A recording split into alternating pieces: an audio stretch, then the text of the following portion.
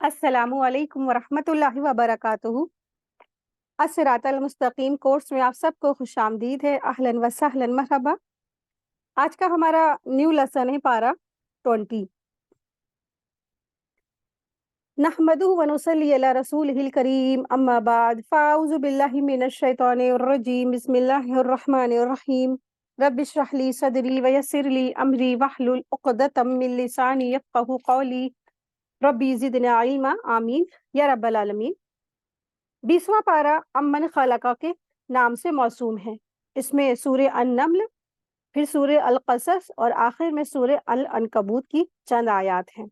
सूरे अल-क़सस में हज़रत मूसा अलैहिस्सलाम की पैदाइश, बचपन, जवानी, शादी और नबूवत के बारे में मुफस्सल वाक़यात का ज़िक्र है, यानी डिटेल में बताया गया है।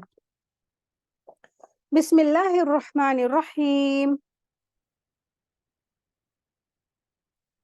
अम्मन खलक़स समावाति वल अर्द व अंज़ल लकुम मिनस समाअ माअन फ़अंबतना बिही हदाइक़ ज़ाता बहजतिन मा कान लकुम अन तुंबितू शजरहा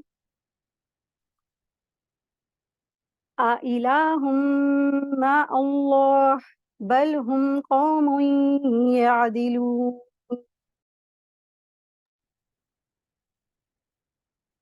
या वो है जिसने आसमान और जमीन को पैदा किया है और तुम्हारे लिए आसमान से पानी उतारा, फिर हमने उससे ऐसे ऐसे पुर रौनक बाग बनाए जिनके दरख्त उगाने की तुम्हें कुदरत न थी। क्या अल्लाह के साथ कोई और माबूद है? बल्कि वो लोग जो बराबर ठहराते हैं। तो इन आयात में अल्लाह सुब्हानहू तआला ने तौहीद की तरफ लोगों को दावत दी है, ताकि इंसान इन सब चीज़ों पे, अल्लाह ताला की आयत ये भी होती है ना, ज़मीन और आसमान और सितारे और सैयारे और पानी का आसमान से उतरना, बारिशें, बागात, एक फल में भी अल्लाह तबारक ताला की क्या है, शाहकार है, मारिफत है। एक बीज में भी अल्लाह ताला की क्या है, मारिफत है, कि इंसान अगर इस पे गौर कर ले तो वाक़ई में वो जान जाएगा कि ये सब कुछ करने वाला वहदहू ला शरीक है, यानी अल्लाह सुब्हानहू तआला की ज़ात है। तो इन आयत में भी अल्लाह सुब्हानहू तआला ने ये फरमाया कि तुमने ज़रा गौर किया कि ये सब कुछ हम करते या तुम्हारे शुरका करते हैं। अल्लाह तबारक ताला फरमा रहे हैं, आयत नंबर 61 देखें। या वो जिसने ज़मीन ठहरने के लायक बनाई, यानी कि चलने फिरने के, और उसके दरमियान नहरें बनाई, और उसके लिए उसने पहाड़ बनाए और 2 समंदरों के दरमियान आड़ रख दी। क्या अल्लाह के साथ कोई और मौजूद है? एक सवालिया अंदाज है। अल्लाह ताला पूछ रहे हैं उन मुशरिकों से, बल्कि उनके अक्सर इल्म नहीं रखते हैं। या वो जो मजबूर और लाचार की दुआ कबूल करता है जब वो उसे पुकारता है और वो उसकी तकलीफ दूर कर देता है, यानी अल्लाह सुब्हानहू तआला ना, अल्लाह को जब कोई पुकारता है, जो भी कोई मजबूर है या लाचार है, अल्लाह को पुकारता है, तो अल्लाह क्या फरमाते हैं? अल्लाह कहते हैं कि मैं तो तेरे करीब हूँ, और जब भी मेरा बंदा मुझे पुकारता है, मैं उसकी दुआ सुनता हूँ, उसकी पुकार को सुनता हूँ और मैं उसका जवाब भी देता हूँ। तो फिर अल्लाह तबारक ताला उसकी तकलीफों को दूर फरमाते हैं। और अल्लाह सुब्हानहू तआला फरमा रहे हैं, और वो तुम्हें ज़मीन में जानशीन बनाता है, यानी खलीफा बनाता है। कि अल्लाह ताला के साथ कोई और माबूद है? तुम बहुत ही कम नसीहत हासिल करते हो। तो इन तमाम चीज़ों को मद्देनज़र रखते हुए गौर फ़िक्र अगर तुम करो, तो वाक़ई में तुम इंसान, यानी कि इंसान जो मुशरिक है, वाक़ई में तुम नसीहत बहुत कम हासिल करते हो, ये कहा जा रहा है। आगे देखिए आयत नंबर 63। या वो जो तुम्हें खुश्की और तरी के अंधेरों में राह दिखाता है, और जो अपनी रहमत से पहले खुशखबरी देने वाली हवाएँ भेजता है। यानी जब बारिशें आती हैं तो क्या होता है सबसे पहले? ठंडी-ठंडी हवाएँ आती हैं ना, तो उन्हें खुशखबरी वाली हवाओं से अल्लाह तबारक तआला ने तशबीह दी है कि खुशखबरी देती हैं कि अब बारिश होने वाली है। क्या अल्लाह के साथ कोई और माबूद है? अल्लाह उससे कहीं आला है, जिसे वो शरीक ठहराते हैं।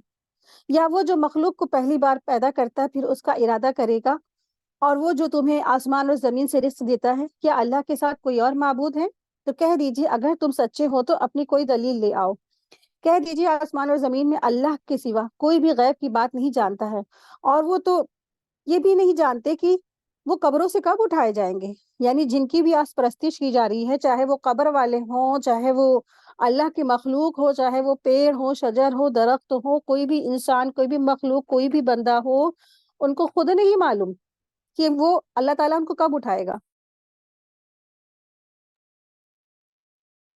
بلکہ آخرت کے بارے میں ان کا علم ختم ہو چکا ہے۔ یعنی غیب کا علم تو صرف اللہ تبارک تعالیٰ کے ہی پاس ہے، آخرت کے بارے میں یا غیب کے بارے میں کسی کے پاس کوئی علم نہیں ہے۔ تو اللہ سبحانہ تعالیٰ فرما رہے ہیں یعنی قیامت کا علم، آخرت کا علم تو کسی کے پاس نہیں ہے، اس کا علم تو ان کے پاس کچھ ہے ہی نہیں، بلکہ وہ آخرت کے بارے میں کیا ہے، شک میں ہے، بلکہ اس سے وہ اندھے ہی ہیں۔ اور کافروں نے کہا کیا جب ہم اور ہمارے باپ دادا مٹی ہو جائیں گے تو کیا ہمیں پھر سے نکالا جائے گا دوبارہ، یعنی قبروں سے؟ تو ان کا سب سے بڑا اعتراضات یہی تھا۔ پورے قرآن کریم میں اگر آپ دورہ کریں گی تو آپ کو یہی بات سمجھ میں آئے گی کہ اکثریت لوگوں نے آخرت کا انکار کیا تھا، ان کو اپنے دوبارہ اٹھائے جانے پر کیا تھا، بہت بڑا اعتراضات تھا۔ کفار مکہ، جہاں آپ صلی اللہ علیہ وسلم بھیجے گئے تھے نا، مکہ کے اندر جن لوگوں نے کفر کیا، رسول اللہ صلی اللہ علیہ وسلم کا انکار کیا، ان کو سب سے بڑی حیرت اسی بات پہ تھی کہ جب اللہ کے رسول صلی اللہ علیہ وسلم نے فرمایا نا کہ تمہیں آخرت کے بارے میں تمہیں ڈراتے ہیں کہ خبردار ہو جاؤ، تو ان کو اسی بات میں حیرت ہوئی کہ جب ہم غل سڑ جائیں گے، ہماری ہڈیاں چورا چورا ہو جائیں گی، ہم مٹی میں بدل جائیں گے، تو پھر ایسے کیسے پاسبل ہوتا ہے کہ ہمیں پھر سے نئے سرے سے پیدا کیا جائے، نکالا جائے دوبارہ؟ تو اسی چیز کا انہوں نے انکار کیا، کہیں گے نہیں ایسا نہیں ہوگا اور آپ جھوٹ بولتے ہیں۔ اور آپ دیکھیے آج بھی کہ بہت سارے ایسے ریلیجیس ہیں جس میں وہ لوگ یہ کہتے ہیں کہ ہمیں موکش کی پراپتی ہو گئی، اور کیا ہے، ہم پنچ تنتر میں کیا ہو گئے، ملا دیے گئے، ختم ہو گئے۔ تو ہمارے کیا جو لوگ ہیں، ہمارے باپ دادا، جو بھی مرتا ہے اس کی چتا جلائی جاتی ہے، اور پھر چتا کو جو نکلنے والی راکھ ہے اس کو آگ میں، پانی میں، پھر ہوا میں، اور اسی طرح سے سب اڑا کے ختم کر دیے جاتے ہیں۔ کہتے ہیں ان کو موکش کی پراپتی ہو گئی، یعنی ان کے یہاں پتہ نہیں کیا کانسیپٹ ہے کہ دوبارہ اٹھائے جانے کا کوئی بھی تصور نہیں ہے ان کے یہاں، سیدھے یا تو سورگ چلے گئے یا تو پھر سیدھے نرک میں۔ تو اس طریقے سے بہت سارے ریلیجیس ہیں آج بھی جو دوبارہ اٹھائے جانے کا انکار کرتے ہیں۔ ٹھیک اسی طریقے سے مکہ کے جو کفار ہیں اور جتنے بھی کفران اسلام ہیں، انہوں نے بھی آخرت کا انکار کیا۔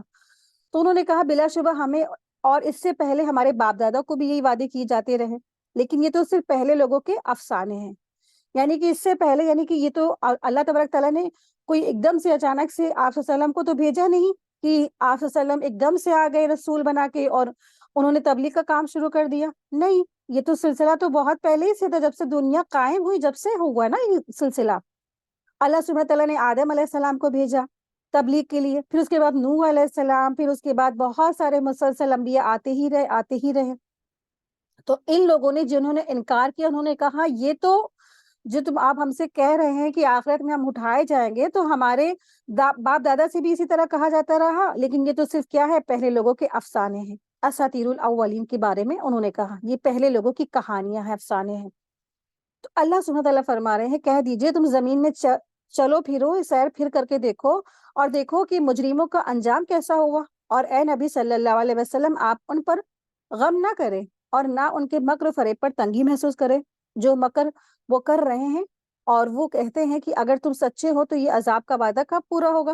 تو آپ کہہ دیجئے جو عذاب تم جلدی طلب کرتے ہو شاید کچھ تمہارے قریب آ لگا ہو، یعنی اس سے مراد جنگ بدر کا وہ عذاب ہے جو قتل اور قیدی ہونے کی شکل میں کافروں کو پہنچا تھا۔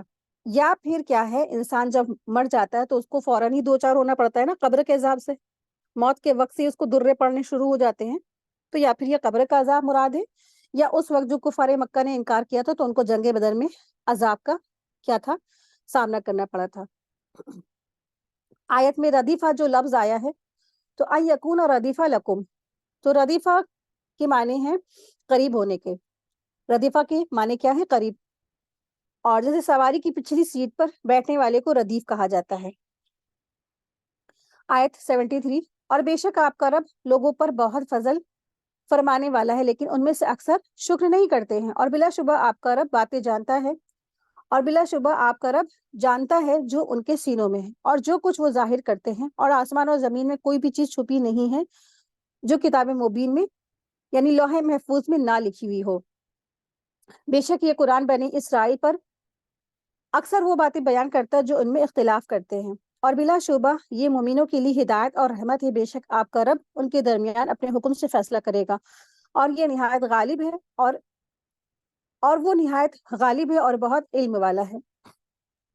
لہٰذا اے نبی صلی اللہ علیہ وسلم، آپ اللہ پر توکل کریں، بلا شبہ آپ واضح حق پر یعنی سچ پر ہیں۔ یقیناً آپ مردوں کو نہیں سنا سکتے ہیں، اور نہ آپ بہروں کو پکار سنا سکتے ہیں، یعنی کہ جو انکار کرنے والے ہیں، جو اللہ تعالیٰ کا اور رسول صلی اللہ علیہ وسلم کی باتوں کا انکار کرنے والے ہیں، ان کو الموتى یعنی مردے سے تشبیہ دی گئی ہے۔ وہ کیا ہے؟ مردہ ہے۔ اور بہروں سے تشبیہ دی گئی یعنی کہ وہ بہرے ہیں، وہ سن نہیں سکتے، ولا تسمعوا۔ تو اللہ سبحانہ تعالیٰ فرما رہے یقینا آپ مردوں کو نہ تو سنا سکتے ہیں، نہ آپ بہروں کو سنا سکتے، اور نہ آپ بہروں کو اپنی پکار سنا سکتے ہیں۔ دونوں ہی حالت میں کیا ہے؟ وہ سن نہیں سکتے ہیں، جبکہ وہ کیا پیٹ پھیر کر پھر جاتے ہیں۔ اور نہ آپ اندھوں کو ان کی گمراہی سے ہدایت کی راہ پہ لا سکتے ہیں۔ آپ تو بس انہیں ہی سنا سکتے ہیں جو ہماری آیتوں پر ایمان لاتے ہیں، تو وہی فرما بردار ہیں۔ یعنی پہلے ہی آلریڈی کیا ہے؟ وہ سلیم فطرت ہوتے ہیں، اور جب ان کے پاس کیا ہے ہلکی سے بھی پکار کی جاتی تو وہ کیا کرتے؟ فوراً ایمان لے آتے، یعنی کہ وہ کیا ہے؟ فرما بردار ہیں۔ اور جس نے کیا کر رکھا ہے؟ پہلے ہی سے اس نے ضد اور ہٹ دھرمی اختیار کر رکھی ہے، اور جو تکبر اس نے اختیار کر رکھا ہے، اور اللہ تعالیٰ کی آیات سے کیا منہ موڑا ہوا ہے، تو اس کو کوئی بھی لاکھ کوئی اللہ کی آیات سنائی جائے، اچھی باتیں سنائی جائے، تو کیا ہے؟ کان بہرے ہیں، وہ نہیں سن سکتا، دل مردہ ہے، ہدایت نہیں اتر سکتی ہے۔ آیت 82۔ اور جب ان پر قول پورا ہونا ہوگا تو ہم ان کے لیے زمین سے ایک جانور نکالیں گے، وہ ان سے کلام کرے گا، بے شک یہ لوگ ہماری آیتوں پر یقین نہیں رکھتے تھے۔ تو اللہ سبحانہ تعالیٰ یہاں پر دابۃ الارض کا ذکر کر رہے ہیں۔ وَإِذَا وَقَعَ الْقَوْلُ عَلَيْهِمْ أَخْرَجْنَا لَهُمْ دَابَّةً مِّنَ الْأَرْضِ۔ تو اللہ تبارک تعالیٰ فرما رہے ہیں اور جب ان پر قول پورا ہوگا، یعنی قیامت کے بالکل قریب ہونے کا، قیامت واقع ہونے کا۔ تو قول کیا تھا؟ اللہ تعالیٰ کا قیامت کے واقع ہونے کا۔ تو علیہم اخرجنا، تو ہم نکالیں گے ان کے لیے زمین میں سے جانور، دابۃ من الارض یعنی زمین سے ایک جانور نکلے گا۔ تو کلمہم، وہ کلام کرے گا ان سے، ان الناس سے یعنی سارے انسانوں سے وہ باتیں کرے گا۔ یعنی یہی لوگ تھے جو اللہ تعالیٰ کی آیات کا انکار کرتے تھے، یقین نہیں رکھتے تھے نا، اسی لیے۔ تو یہ وہی جانور ہے جو قیامت کے قریب کی نشانیوں میں سے ہے۔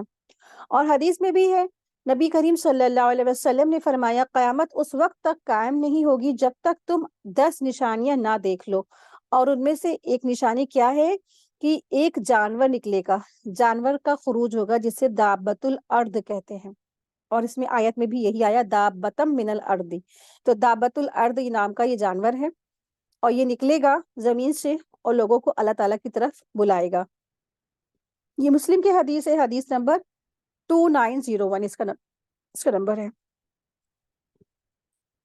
اور جس دن ہم ہر امت میں سے ایک گروہ اکٹھا کریں گے جو ہماری آیتوں کو جھٹلاتے تھے، پھر ان کی درجہ بندی کی جائے گی، یہاں تک کہ جب وہ سب آ پہنچیں گے تو اللہ فرمائے گا کیا تم نے میری آیتوں کو جھٹلایا تھا جبکہ ہم نے علم سے ان کا احاطہ نہ کیا تھا، یا تم کیا کرتے رہے تھے؟ اور ان کے ظلم کی وجہ سے ان پر بات پوری ہو جائے گی تو وہ کچھ بھی نہیں بول سکیں گے۔ کیا انہوں نے نہیں دیکھا کہ ہم نے رات بنائی تاکہ وہ اس میں آرام اور سکون حاصل کریں، اور دن کو دکھانے والا؟ بلا شبہ اس میں ان لوگوں کے لیے نشانیاں ہیں جو ایمان لاتے ہیں۔ آپ دیکھیے کہ رمضان کا مہینہ چل رہا ہے، اور کچھ لوگوں کا معمول کیا ہوتا ہے کہ پوری رات جگتے ہیں اور کیا کرتے ہیں؟ دن بھر سوتے ہیں، یہاں تک کہ فجر بھی گول کر دیتے ہیں، ظہر بھی گول کر دیتے ہیں۔ تو اللہ سبحانہ تعالیٰ فرما رہے ہیں کہ ہم نے کیا بنائی ہے؟ رات کو آرام کا ذریعہ بنایا ہے۔ تو رات میں 2 گھنٹے کی نیند انسان دن بھر 4 گھنٹے یا 6 گھنٹے 6 گھنٹے تک کی اگر سوئے تو بھی کیا وہ کور اپ نہیں ہو سکتا ہے، کیونکہ رات کی نیند اللہ تبارک تعالیٰ نے سکون کا باعث بنایا ہے، اور تاکہ اس پہ انسان سکون حاصل کرے، آرام حاصل کرے، ہے نا۔ رات میں اگر انسان 2 گھنٹے 3 گھنٹے سو جاتا ہے تو کیسا بھی تھکان ہو، کیسا بھی درد ہو، جب سویرے اٹھتا ہے تو فریش ہو جاتا ہے۔ لیکن دن بھر چاہے جتنا بھی سوئے، پھر اگر وہ اٹھتا ہے تو طبیعت میں بھاری پن اور چڑچڑاپن پیدا ہو جاتا ہے۔ کیوں؟ کیونکہ یہ کیا ہے؟ فطرت میں اللہ تبارک تعالیٰ نے بنایا ہے کہ رات کو اللہ تبارک تعالیٰ نے آرام اور سکون کو حاصل کرنے کے ذریعے بنایا ہے۔ اور دن کو دیکھنے والا بنایا ہے. تو لیکن آج ہمارے کیا ہے معاشرے میں کیا ہوتا ہے کہ انسان پوری رات جگتا ہے, کھاتا ہے, پیتا ہے, پوری رات کیا ہے ہاں ہاں ہو رہا ہے, اور یہاں تک کہ لوگ سحری بھی نہیں کرتے ہیں, اور سحری بھی کیا کرتے اوائڈ کر جاتے ہیں سحری. اور پھر جو تہجد تو جانے تھے, تہجد کا تو اللہ عالم ہے, اور فجر بھی گول کر جاتے ہیں. اور پھر جب انسان پوری رات جاگ رہا ہے دن, اور پھر اس افطار کے وقت سے جاگ رہا ہے, تو پھر کیا کرتے ہیں ظہر کا بھی عین وقت پہ بالکل نماز جب قضا ہونے لگتی اس وقت پڑھی جاتی ہے. تو یہ چیز درست نہیں ہے. تو انسان کو جلدی سو جانا چاہیے, اور اپنے وقت پہ کیا ہے تراویح پڑھ کے انسان سو جائے. ہاں جب قیام اللیل ہے تو بالکل انسان پوری رات جگے اللہ کی عبادت کرے, کیونکہ وہ تو کیا ہے 1000 مہینے سے بھی بڑھ کر وہ راتیں ہیں. آیت دیکھیں, آیت نمبر 87. اور جس دن سور میں پھونک مارا جائے گا تو جو کوئی آسمانوں میں ہے اور جو کچھ زمین میں ہے سب گھبرا اٹھیں گے. یعنی کہ آسمان والے بھی گھبرا جائیں گے, اور زمین میں جو بھی ہے سب گھبرا اٹھیں گے, سوائے اس کی جسے اللہ چاہے گا. ہاں وہ نہیں گھبرائیں گے جسے اللہ تعالیٰ حفاظت فرمائے گا. اور سب حقیر ہو کر بن کر اللہ تعالیٰ کے حضور اکٹھے ہو جائیں گے, جمع ہو جائیں گے. اور آپ پہاڑوں کو دیکھیں گے تو ان کو جامد سمجھیں گے, جبکہ وہ بادلوں کے چلنے کی طرح چل رہے ہوں گے. یعنی قیامت کے دن جو آج پہاڑ جمے ہوئے ہیں اپنی جگہ پر جمے ہوئے ہیں, لیکن قیامت کے دن کیا ہو جائیں گے روئی کی طرح یہ اڑ رہے ہوں گے. آپ نے دیکھا ہوگا نا روئی کیسے جب دھنکی جاتی ہے تو کیسے وہ ہوا میں اڑ رہی ہوتی, بال ایسی نا, تو اسی طرح سے یہ قیامت کے دن پہاڑ بھی اسی طرح سے اڑ رہے ہوں گے, جیسے لگے گا کہ یہ روئی کی طرح اڑ رہے ہیں. یہ اللہ تعالیٰ کی کاریگری ہے جس نے ہر چیز کو پختہ اور مضبوط بنایا. بے شک وہ باخبر ہے اس سے جو تم عمل کرتے ہو. جو شخص نیکی لائے گا تو اس کے لیے اس سے بہت بہتر ہوگا, اور وہ اس دن ہر گھبراہٹ سے بے خوف ہوں گے. اور جو شخص برائی لائے گا تو ان کے منہ آگ میں اوندھے کر کے ڈال دیے جائیں گے. تم بس اسی کا بدلہ پاؤ گے جو تم عمل کرتے ہو. بس مجھے تو حکم ہے کہ میں اس شہر کے عبادت کروں, شہر کے رب کی عبادت کروں جس نے اسے حرمت بخشی ہے. تو یہاں پر اللہ سبحانہ تعالیٰ فرما رہے ہیں آپ صلی اللہ علیہ وسلم سے کہ آپ کہہ دیجئے کہ بس مجھے تو حکم ہوا ہے کہ میں اس شہر, یعنی کہ اس شہر سے مراد دراصل مکہ ہے, ٹھیک ہے, مکہ شہر ہے. اور چنانچہ حضرت عبداللہ بن عباس رضی تعالیٰ عنہما سے روایت ہے کہ رسول اللہ صلی اللہ علیہ وسلم نے مکہ فتح ہونے کے دن فرمایا اللہ تعالیٰ نے اس شہر کو حرم یعنی امن کی جگہ قرار دیا ہے. اس کی کانٹے دار جھاڑیاں نہ کاٹی جائے, نہ یہاں کے شکاری جانوروں کا پیچھا کیا جائے, اور نہ اس کی گری پڑی ہوئی چیز اٹھائی جائے سوائے اس شخص کے جو اس کا اعلان کرنے والا ہو. یہ بخاری کی حدیث نمبر 1587 اس کا نمبر. تو اس سے کیا اللہ سبحانہ تعالیٰ نے بنایا ہے, امن والا شہر بنایا, حرمتوں والا شہر بنایا ہے. تو اللہ تعالیٰ فرما رہے ہاذہ البلدۃ الذی حرمھا, ٹھیک ہے. تو مجھے تو حکم ہوا ہے کہ میں اس شہر کے رب کی عبادت کروں جس سے حرمت بخشی ہے. تو حرمت بخشی یعنی اسے امن کی جگہ بنا دیا ہے, ٹھیک ہے, اور ہر چیز اسی کے لیے ہے. اور مجھے حکم ہوا ہے کہ میں مسلمانوں میں سے ہو جاؤں, یعنی فرما بردار رہوں. اور یہ کہ میں قرآن کی تلاوت کروں, پھر جس نے ہدایت پائی تو بس وہ اپنی ہی ذات کے لیے ہدایت پاتا ہے, اور جو گمراہ ہو گیا تو آپ کہہ دیجئے میں تو صرف ڈرانے والوں میں سے ہوں. اور کہہ دیجئے تمام تعریف اللہ ہی کے لیے ہے, وہ جلدی تمہیں اپنی نشانیاں دکھائے گا, پھر تم انہیں پہچان لو گے. اور جو کچھ تم عمل کرتے رہے ہو آپ کا رب اس سے غافل نہیں ہے. سورہ القصص میں جناب موسیٰ علیہ السلام کا واقعے کا ذکر ہے, آیت 1 سے آیت 42 تک کی. اور اس کو مختصر سا دیکھ لیتے تاکہ آیات بالکل سمجھ میں واضح آ جائے ہم لوگوں کے. تو موسیٰ علیہ السلام جب پیدا ہوئے تو ان کی ماں کو اللہ تبارک تعالیٰ نے کیا کیا, وحی کی. تو وہی والی مرادیں جو اللہ تبارک تعالیٰ نے شہد کی مکھی کی طرف کی تھی, یعنی کہ بات کا دل میں ڈالا جانا, وہ والی وہی مراد نہیں ہے جو قرآن نازل ہوتا تھا یا پچھلی کتابیں جس کے ذریعے سے نزول ہوتا تھا, وہ وہی مراد نہیں ہے. وہی وہ مراد ہے جو بات کا دل میں ڈالا جانا, ٹھیک ہے. تو اللہ سبحانہ تعالیٰ فرما رہے ہیں کہ اللہ تعالیٰ نے موسیٰ علیہ السلام کی والدہ کی طرف کیا ہے بات کا دل میں ڈالا کہ جب تک کہ کوئی خطرہ نہ ہو تو بچے کو دودھ پلاتی رہے، کیونکہ نا یہ اس وقت کا یہاں پہ ذکر ہو رہا ہے جب فرعون کو ایک خواب دکھا تھا، اور اس کے جو فرعون کے جب خواب دکھا تو اس نے خواب اپنی مجوسیوں کو بتایا، تو مجوسی نے کہا کہ بنی اسرائیل میں ایک بچہ پیدا ہوگا جو تمہاری موت کی وجہ بنے گا، تو لڑکا پیدا ہوگا تو لڑکے کا اس نے بتا دیا تھا۔ تو اسی وجہ سے فرعون جو تھا بنی اسرائیل میں پیدا ہونے والے نیو جات یعنی کہ نیو برن بیبی کو مار ڈالتا تھا، ختم کر ڈالتا تھا، اور پھر اس کے سرداروں نے اس کو ٹوکا کہ اس طرح سے تم اگر سارے بنی اسرائیل کو مار ڈالو گے تو پھر ہماری خدمت کون کرے گا، ہماری مزدوری کون کرے گا؟ تو پھر اس نے کیا کیا، 1 سال بچوں کو مارتا تھا، 1 سال بچوں کو نہیں مارتا تھا، 1 سال جب آتا تھا تو سارے لڑکوں کو مار ڈالتا تھا، اور 1 سال آتا تھا تو بچوں کو نہیں مارتا تھا۔ تو جو ہارون علیہ السلام بچ گئے تو اسی لیے بچ گئے تھے، اور جب موسیٰ علیہ السلام پیدا ہوئے تھے تو وہی سال تھا جب لڑکوں کو مارنے کا سال تھا۔ تو اللہ سبحانہ تعالیٰ نے ان کی والدہ کی طرف کیا کی، وہی کی کہ جب تک تمہیں کوئی خطرہ نہ ہو تو بچے کو دودھ پلاتی رہو، اور جب تمہیں اس کی جان کا خطرہ ہو تو اسے ایک تابوت میں رکھ کر دریا میں ڈال دینا اور کچھ خوف نہ کرنا۔ چنانچہ ان کی والدہ نے ایسا ہی کیا، اور جب وہ تابوت فرعون کے محل کے پاس سے گزرا تو انہوں نے کھول کر دیکھا تو اس کے اندر ایک خوبصورت بچہ تھا، کیونکہ جو ہے نا جب فرعون کے بارگاہ میں یعنی کہ فرعون کے جو محل کے پاس سے جب یہ تابوت گزرا جو موسیٰ علیہ السلام اس کے اندر تھے، تو موسیٰ علیہ السلام کو اللہ سبحانہ تعالیٰ نے خوبصورت بنایا تھا، پرکشش بنایا تھا، اور انبیاء کیا ہوتے، خوبصورت ہوتے تھے۔ تو فرعون کی بیوی نے فرعون سے کہا کہ اسے قتل نہ کرو، ہم اس کو جو ہے نا اپنا بیٹا بنا لیتے ہیں۔ تو بچے کا نام موسیٰ جو ہے فرعون کے گھر میں رکھا گیا تھا، اور یہ قبطی زبان کا لفظ ہے، یعنی فرعونی زبان کا لفظ ہے موسیٰ، جس کا مطلب ہوتا ہے پانی سے نکلا ہوا۔ فرعون کے محل میں جناب موسیٰ کی پرورش ہوتی رہی، اور جب وہ جوان ہوئے تو اللہ تعالیٰ نے انہیں علم اور حکمت عطا فرمائی۔ ایک دن موسیٰ علیہ السلام شہر میں داخل ہوئے تو ایک قبطی یعنی ایک فرعونی اور ایک بنی اسرائیل کو مار رہا تھا، یعنی بیچ میں جھگڑا ہو رہا تھا، اور بنی اسرائیلی نے جناب موسیٰ کو مدد کے لیے پکارا تو انہوں نے جاتے ہی قبطی کو گھوسا مارا، یعنی فرعونی کو گھوسا مار دیا، جس کی وجہ سے وہ گر کر وہیں مر گیا، کیونکہ بہت پاورفل تھے، بہت طاقتور تھے، ایک گھوسے میں کیا تھا اس کا کام تمام ہو گیا۔ چنانچہ وہ مصر سے کہیں اور چلے جانے کے لیے اٹھ کھڑے ہوئے اور دعا کی کہ اللہ مجھے ظالموں سے بچا، کیونکہ انہوں نے جب فرعونی کو مار دیا تو ساری قوم جو تھے ان کے دشمن ہو گئے تھے، ان کو جان سے مارنے کی دھمکیاں ملنے لگی، تو پھر اللہ تبارک تعالیٰ کی طرف سے حکم ہوا کہ ان کو کیا ہے مدین کی طرف چلے جائیں۔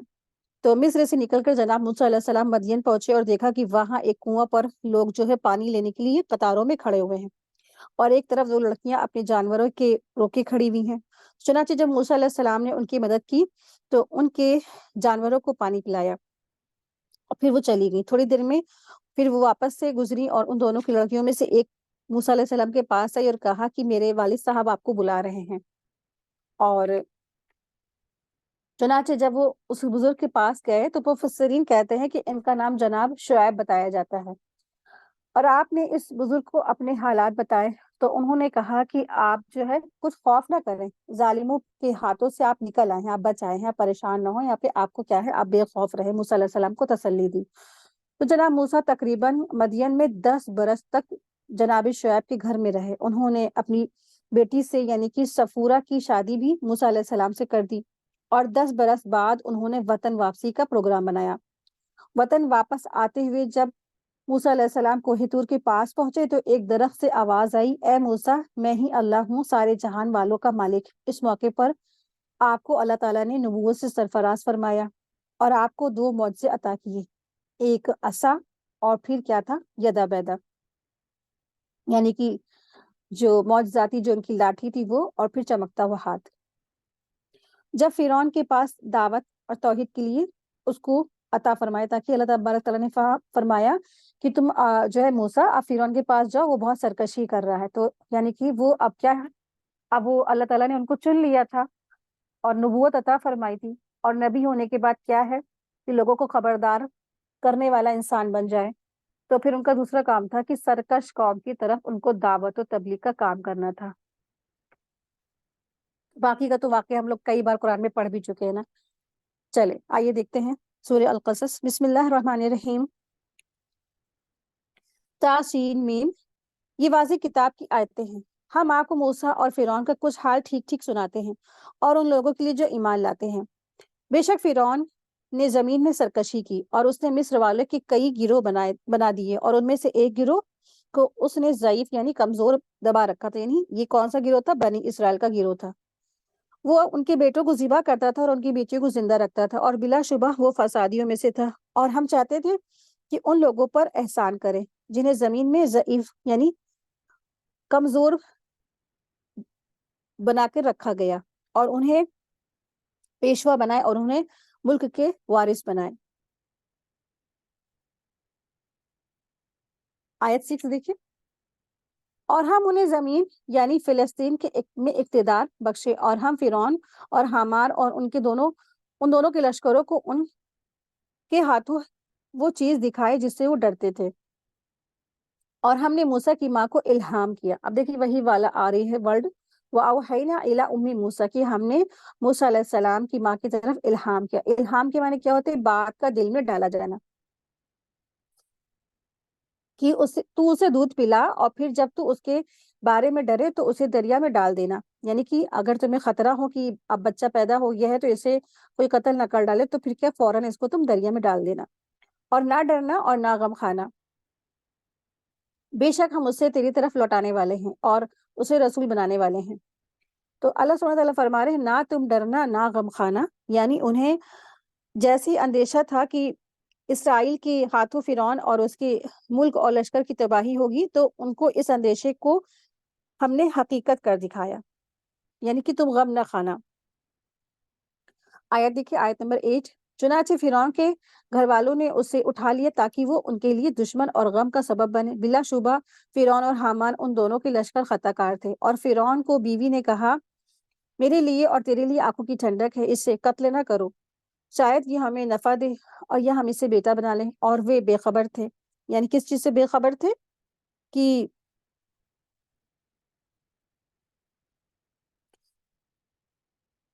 یہ بچہ جسے وہ اپنا بچہ بنا رہے ہیں، تو یہ وہی بچہ ہے جو اس کو مارنے کے لیے تو سینکڑوں بچوں کو موت کی نیند سلا دی گئی، اور لیکن کیا ہے جس کی وجہ سے سارے بچوں کو موت کی نیند سلا دی گئی اور وہی بچہ انہیں کے گھر میں پہنچ گیا۔ تو یہ وہی بچہ تھا، لیکن کیا وہ اس چیز سے بے خبر تھے۔ آیت دیکھیں، آیت نمبر 10۔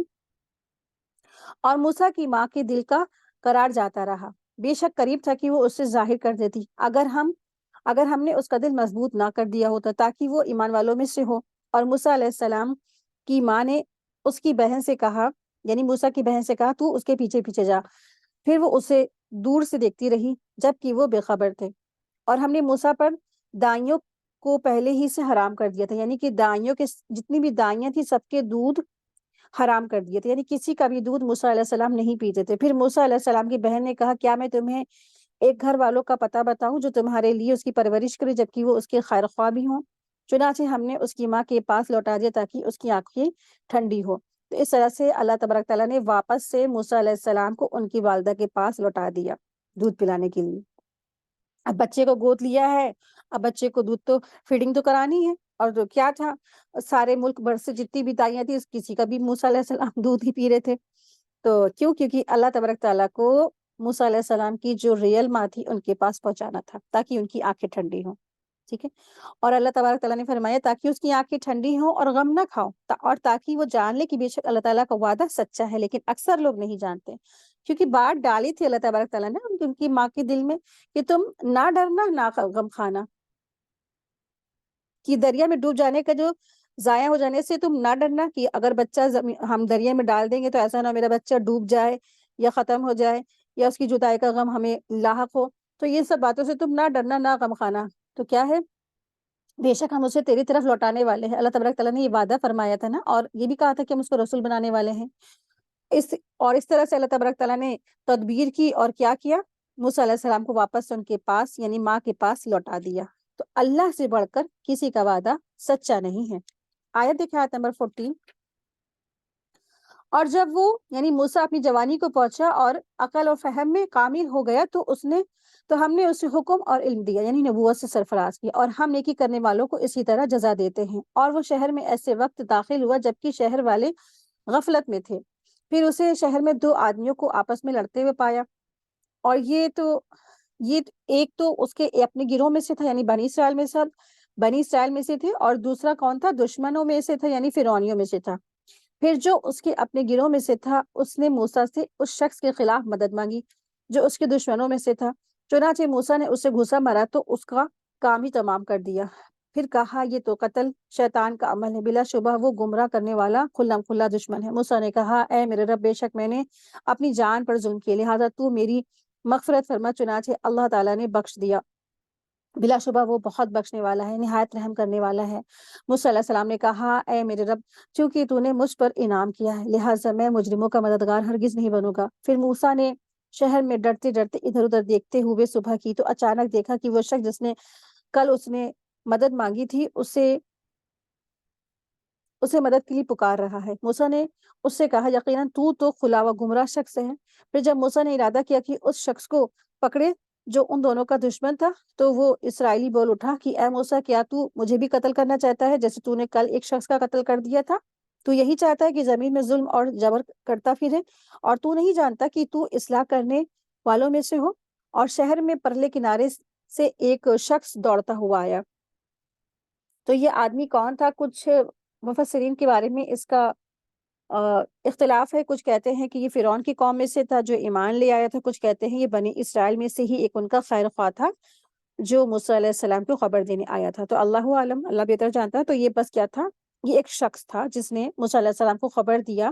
کیا کہا کہ اس نے کہا کہ اے موسیٰ، بلا شبہ دربار والے تیرے خلاف مشورہ کر رہے ہیں کہ تجھے قتل کر ڈالے، لہٰذا تو نکل جا، بے شک میں تیرے خیر خواہوں میں سے ہوں، تیرا بھلا چاہنے والوں میں سے ہوں۔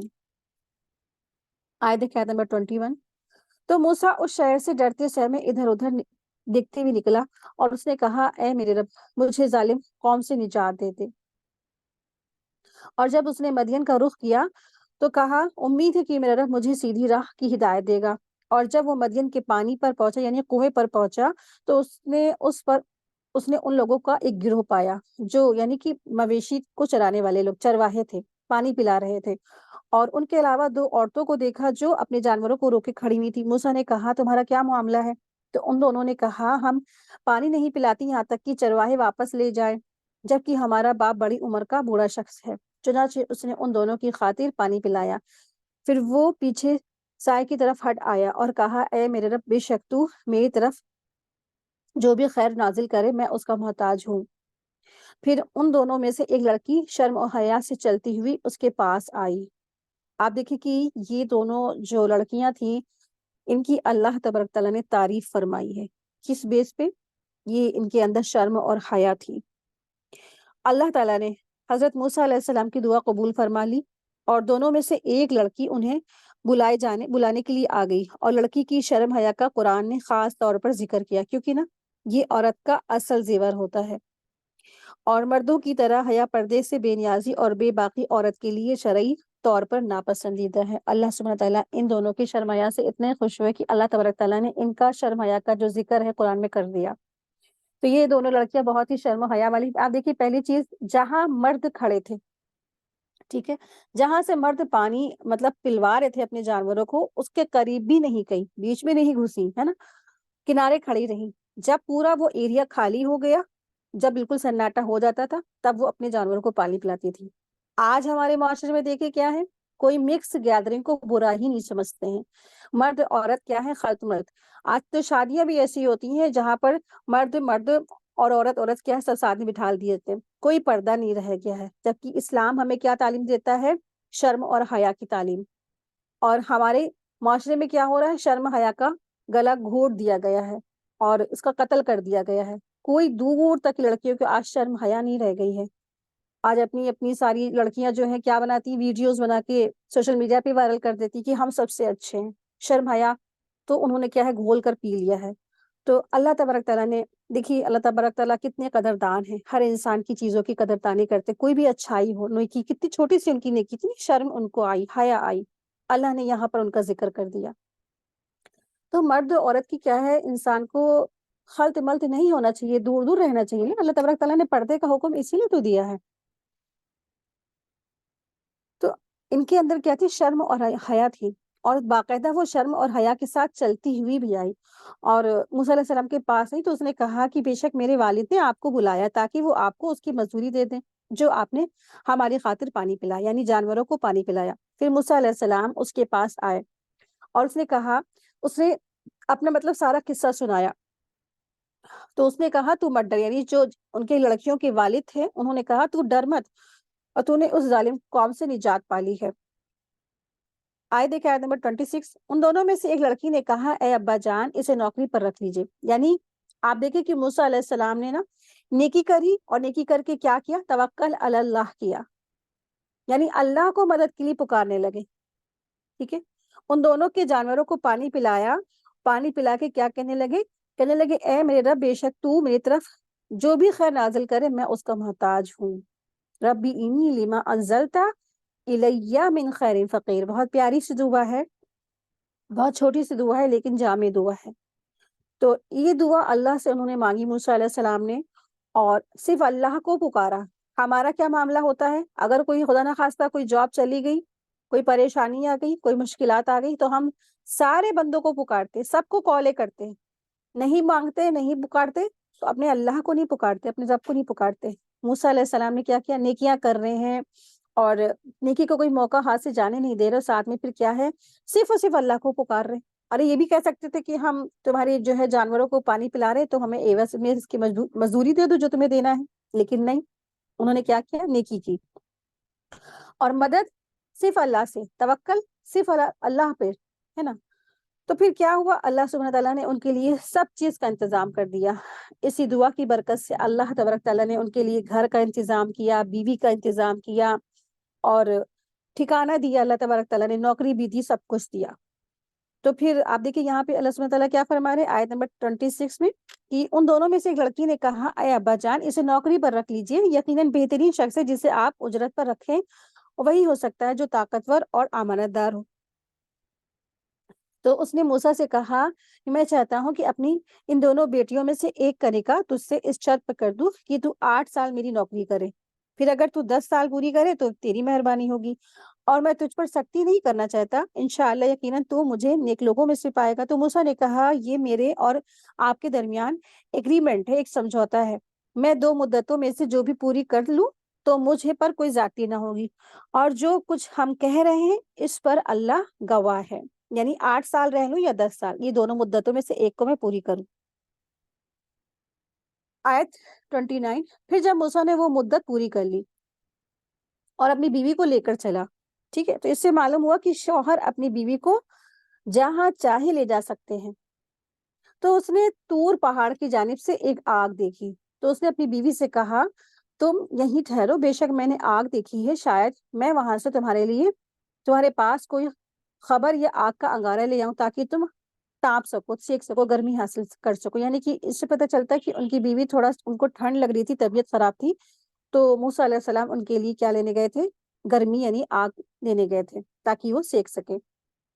پھر جب وہ اس کے پاس پہنچا تو اسے وادی کے دائیں کنارے ایک مبارک جگہ میں ایک درخت سے آواز دی گئی اے موسیٰ یقیناً میں اللہ ہی ہوں، سب جہانوں کا رب ہوں، اور یہ کہ تو اپنا عصا یعنی لاٹھی ڈال دے۔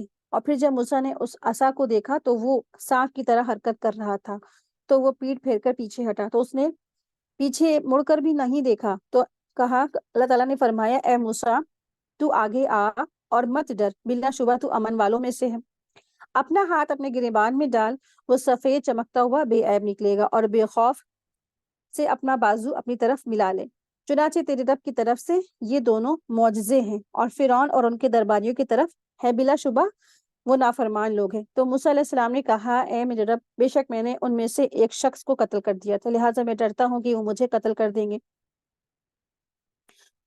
یعنی یہ وہ خطرہ تھا جو واقعی میں حضرت موسیٰ علیہ السلام کی جان کو لگا ہوا تھا، ان کے ہاتھوں نا ایک قبطی یعنی کہ فرعون کی ایک آدمی کا قتل ہو چکا تھا نا، اس وجہ سے، اور میرا بھائی ہارون بھی زبان کے لحاظ سے مجھ سے زیادہ فصیح ہے، تو لہٰذا تو اسے میرے ساتھ مددگار بنا کر بھیج دے کہ وہ میری تصدیق کرے، بلا شبہ میں جانتا ہوں کہ وہ مجھے جھٹلائیں گے۔ اللہ تعالیٰ نے فرمایا ہم تیرے بھائی کے ذریعے سے تیرا بازو مضبوط کر دیں گے اور تم دونوں کو غلبہ عطا کریں گے، پھر وہ تم پھر وہ تم تک نہیں پہنچ سکیں گے، اور ہماری نشانیوں کے ساتھ تم دونوں اور ہم جنہوں نے تمہاری پیروی کی غالب رہیں گے۔ پھر جب موسیٰ ہماری کھلی ہوئی نشانیوں کے ساتھ ان کے پاس پہنچا تو وہ بولے، تو بس گڑا ہوا جادو، یہ تو کیا ہے، بس گڑا ہوا جادو ہے، اور ہم نے تو اپنے پہلے باپ دادا کو میں سے یہ تو باتیں نہیں سنی ہیں۔ اور موسیٰ نے کہا، میرا رب اسے خوب جانتا ہے جو اس کی طرف سے ہدایت لے کر آیا ہے، اور جس کا آخرت کا انجام بہتر ہوگا۔ بے شک ظالم لوگ فلاح نہیں پاتے ہیں۔ تو یہاں پہ اللہ سبحانہ تعالیٰ فرما رہے ہیں کہ بے شک ظالم لوگ فلاح نہیں پاتے ہیں۔ تو ظالم سے مراد مشرک اور کافر ہیں۔ اور ظلم کے معنی کیا ہیں؟ ظلم کے معنی ہے کسی چیز کو اس کے اصل مقام سے ہٹا کر کسی اور جگہ رکھ دینا، ٹھیک ہے؟ ظلم کے معنی یہ ہے کسی چیز کو اس کے مقام سے ہٹا کر کسی اور جگہ رکھ دینا۔ جیسے مثال کے طور پر اب فریج کی جو مقام کہاں ہے، کچن ہے، اب اس کو کوئی اٹھا کے ڈرائنگ روم میں رکھ دے گا نا، تو کتنا خراب لگے گا۔ فریج کے ساتھ کیا ہے، ظلم ہو گیا۔ تو مشرک بھی چونکہ اللہ کے مقام پر اس کو ایسے لوگوں کو بٹھا دیتے تھے جو اس کے مستحق نہیں ہوتے تھے، تو اس طرح سے وہ ظلم کرتے تھے۔ اسی طرح کافر بھی رب کے اصل مقام سے ناواقف ہی رہتے تھے، اس لیے یہ لوگ سب سے بڑے ظالم تھے، اور کامیابی سے یعنی آخرت کی کامیابی اور اللہ کی رحمت اور مغفرت سے محروم رہیں گے۔ اور یہاں پہ اللہ سبحانہ تعالیٰ فرما رہے ہیں نا کہ لا یفلح الظالمون، اور یہ لوگ کیا ہے، یہ ظالم کبھی فلاح نہیں پائیں گے۔ تو اس سے پتہ چلتا ہے اصل کامیابی آخرت کی ہی کامیابی ہے۔ دنیا میں تو آج کیا ہے، سبھی لوگ دولت مند ہیں، پیسے والے ہیں، کروڑوں ہیں، اربوں ہیں، خربوں ہیں، بڑے بڑے اونچے بلڈنگ ہے، ہیرے ہیں، جواہرات ہے، بہت لگژری لائف ہے، سب کچھ ہے، سب کچھ ہے، سب کچھ ہے۔ لیکن یہاں جس کامیابی کی بات ہے تو دراصل اصل کامیابی کیا ہے، آخرت کی کامیابی ہے۔ تو جنہوں نے کفر کیا، جنہوں نے شرک کیا، جنہوں نے اللہ کی آیات کا انکار کیا، تو آخرت میں کیا ہے، وہ فلاح نہیں پائیں گے۔ آیت دیکھیں، آیت نمبر 38۔ اور فرعون نے کہا، اے درباریوں، میں تو اپنے سوا تمہارا کوئی معبود نہیں جانتا،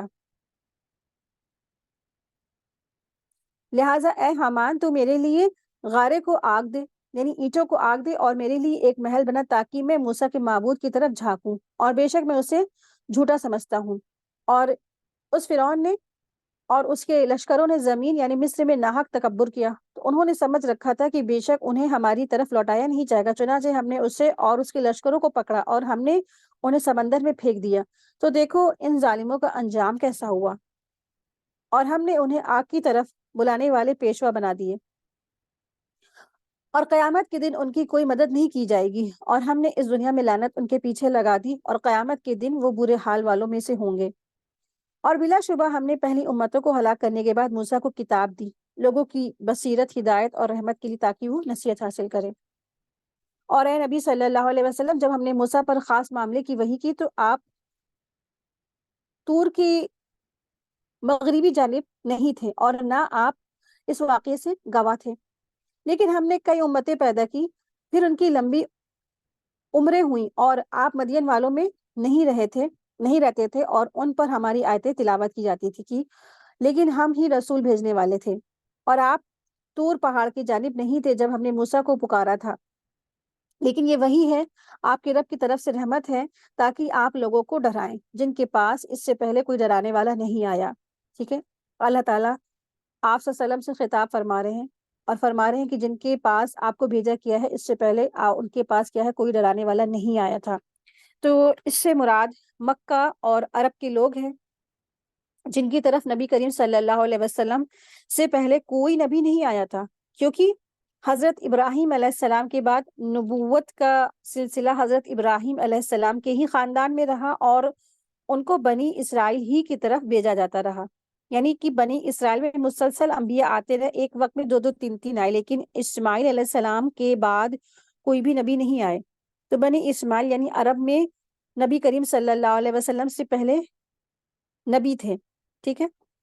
بنی اسماعیل یعنی عرب والوں میں نبی کریم صلی اللہ علیہ وسلم سے پہلے کیا تھے، وہ نبی تھے، اور نبوت کے سلسلے کو ختم یعنی مکمل اور پورا کرنے والے تھے۔ تو آپ صلی اللہ علیہ وسلم اسماعیل علیہ السلام کے بعد کیا تھے؟ پہلے نبی تھے اور خاتم النبیین تھے، یعنی کہ اب نبوت کا سلسلہ کیا تھا؟ اب ختم ہو چکا، اب کوئی بھی جو ہے نبی نہیں آنے والے ہیں۔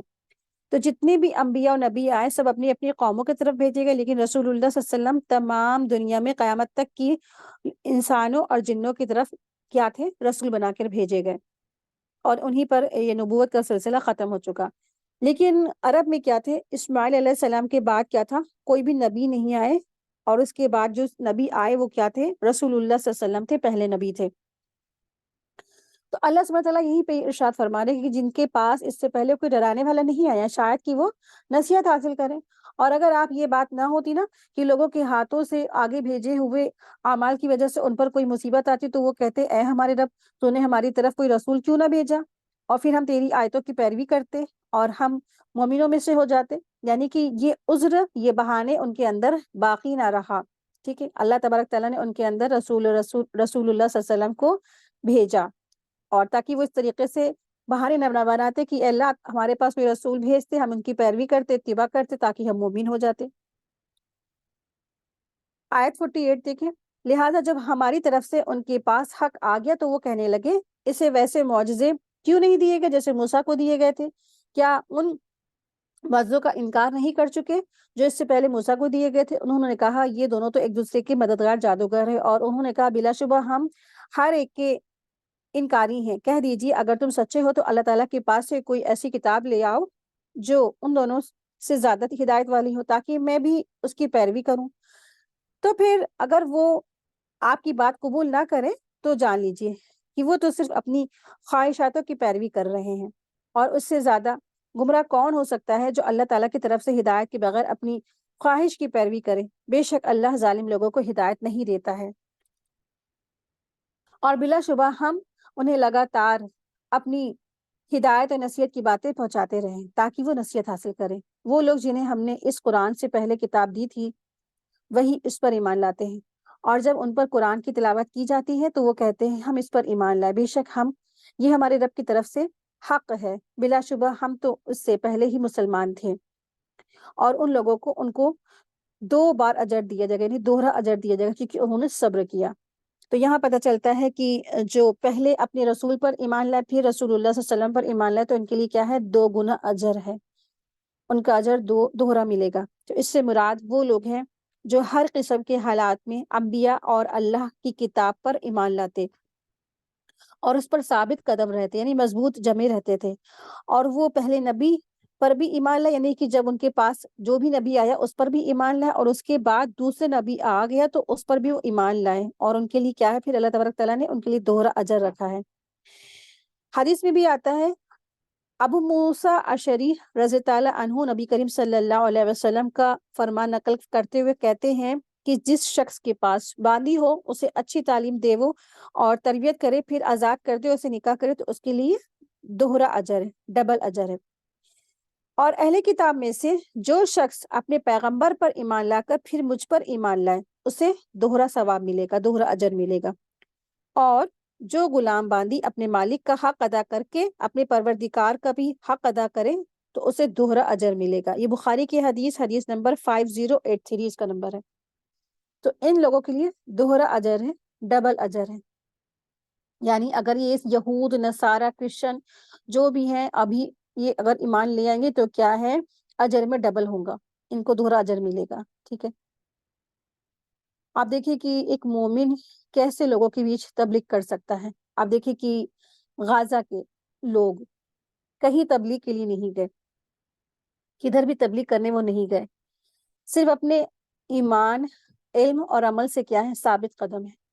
کوئی بھی طاقت ان کو ان کے دین سے ہٹا نہیں سکتی، چاہے ان پہ جتنی مصیبت ڈال دی جائے، چاہے ان کے گھروں کو توڑ دیا جائے، چاہے ان کے بچوں کو مار دیا جائے، چاہے ان کے شوہروں کو ختم کر دیا جائے، چاہے ان کے ساتھ کچھ بھی کیا جائے، ان کے ہاتھ، پیر، کان، آنکھ سب کچھ توڑ پھوڑ دیا جائے، ماشاء اللہ لا قوت الا باللہ، ان کو ان کے ایمان کی طاقت واقعی میں مبارک ہو، تو ان کو ان کے دین سے ہٹا نہیں سکی۔ آپ دیکھیں کہ اسی کی وجہ سے آج کتنی کرسچن ہیں، ان کے اس جذبے کو دیکھ کے، اس ایمانیت کو دیکھ کر کے وہ مسلمان ہو رہے ہیں۔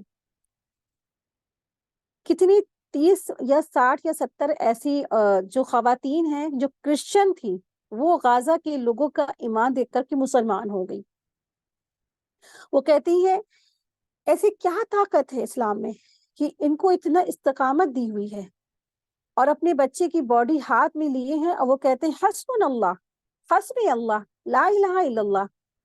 کسی طرح سے وہ اس دین سے نہیں ہٹتی ہیں۔ تو میں بھی انشاءاللہ اب اللہ کا یہ قرآن پڑھوں گی اور میں کلمہ پڑھتی ہوں، اور اس طرح سے وہ خواتین ساری کی ساری کیا ہوئی، مسلمان ہو رہی، ماشاء اللہ، لا قوت الا باللہ۔ آپ دیکھیں کہ اس طرح سے لوگوں کے بیچ انہوں نے کیا کیا، تبلیغ کر دی۔ تو ایک مومن کسی طرح سے بھی اپنے ایمان، عمل، علم، کسی طرح سے بھی وہ کیا ہوتا ہے، لوگوں کے لیے ایک رول ماڈل ہوتا ہے، نمونہ ہوتا ہے، اور اس طرح سے انہوں نے تبلیغ کر دی۔ دیکھیں ہے نا کتنا زبردست کام کیا غزہ کے مسلمانوں نے، ماشاءاللہ۔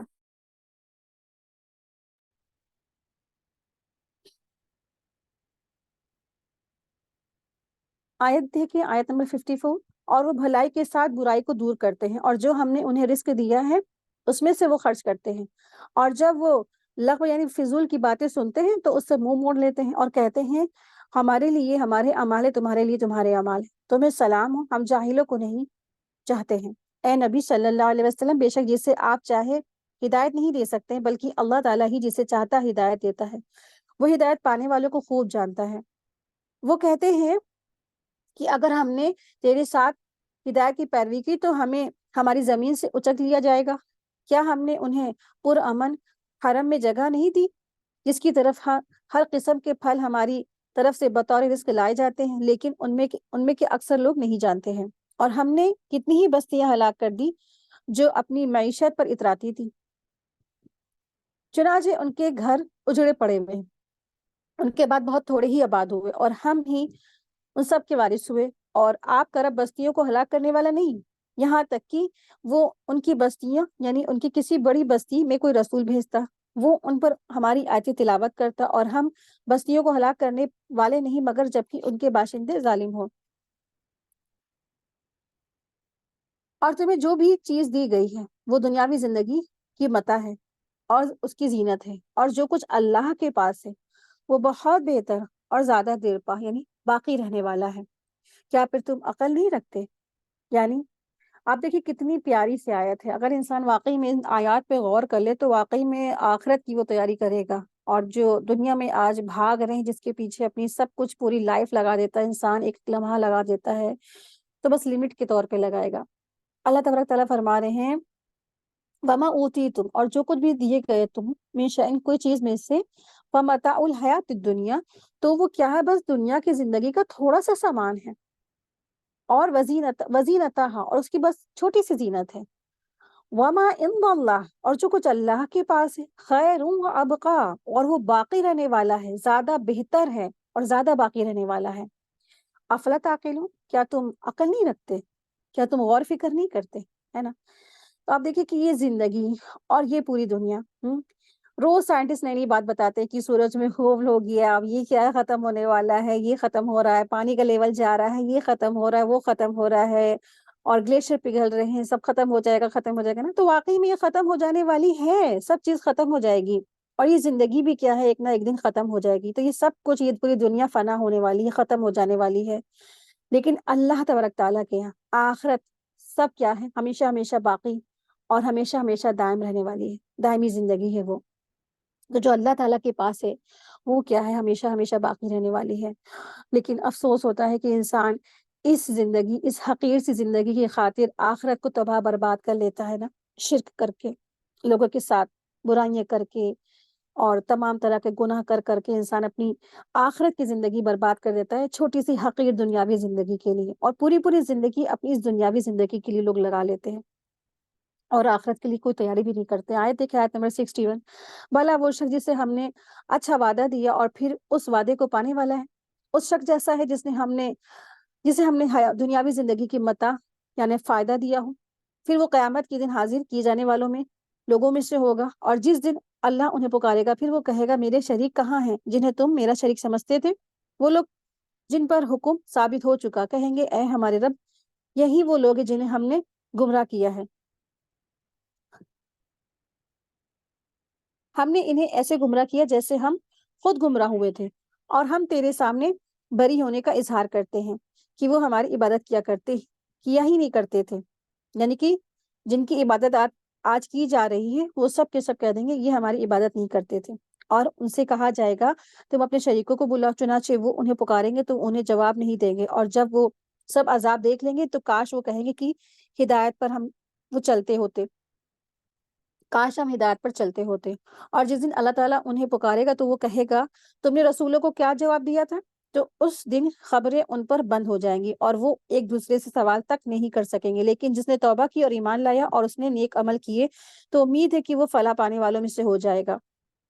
اور آپ کا رب جو چاہتا ہے پیدا کرتا ہے اور پسند کر لیتا ہے، اور ان لوگوں کے لیے کوئی اختیار نہیں. اللہ پاک ہے اور ان سے کہیں اعلیٰ اور بلند ہے، اور جنہیں وہ شریک ٹھہراتے ہیں.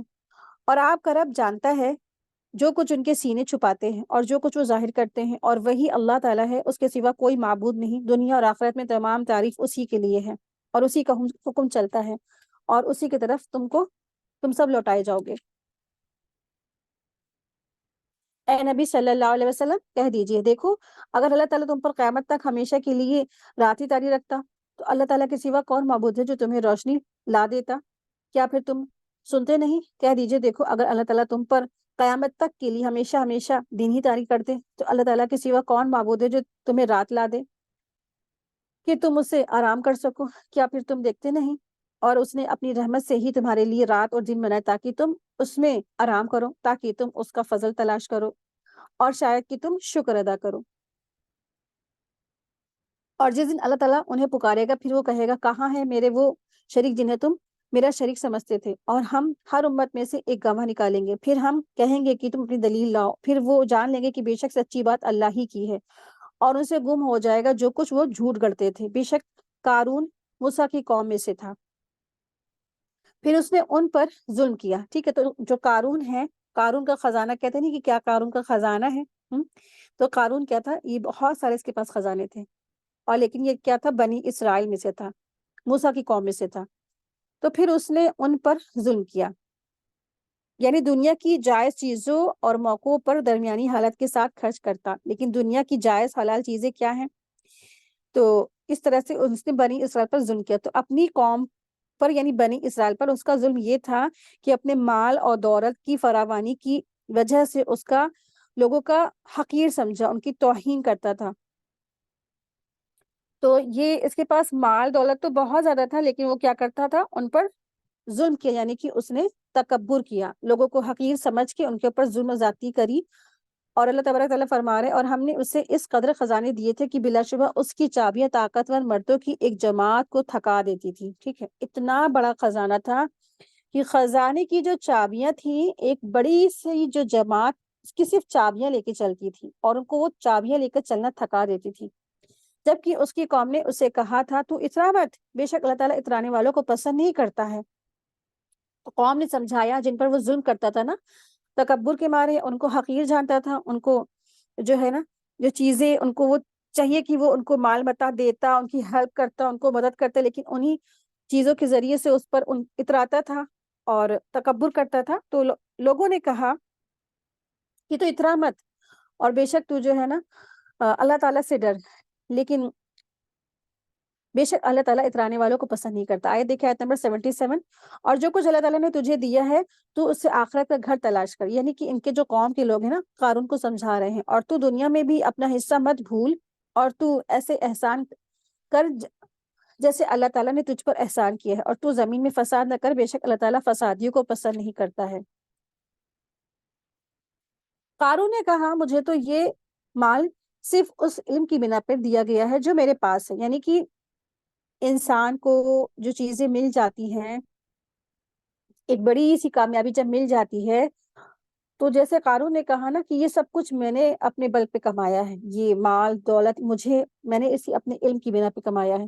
تو آپ دیکھیں کہ جب انسان کامیاب ہو جاتا ہے، دنیاوی حقیقی سی کامیابی اس کے ہاتھ لگتی تو کہتا ہے یہ میں نے کیا ہے، یہ میری محنت کی وجہ سے ہوا ہے، میں نے رات دن پڑھا، میں نے رات دن جو ہے نا اپنی سارا قوت جھونک دی، میں نے اپنے جو ہے 24 گھنٹوں میں سے 20 آورس میں نے اپنے اسی کامیابی کے پیچھے لگا دی، تو آج میری وجہ سے مجھے ملا، میری وجہ سے، ہے نا. تو اس طرح سے بڑے بڑے بول بولتا ہے، جیسے قارون نے بولے ہیں. ٹھیک ہے.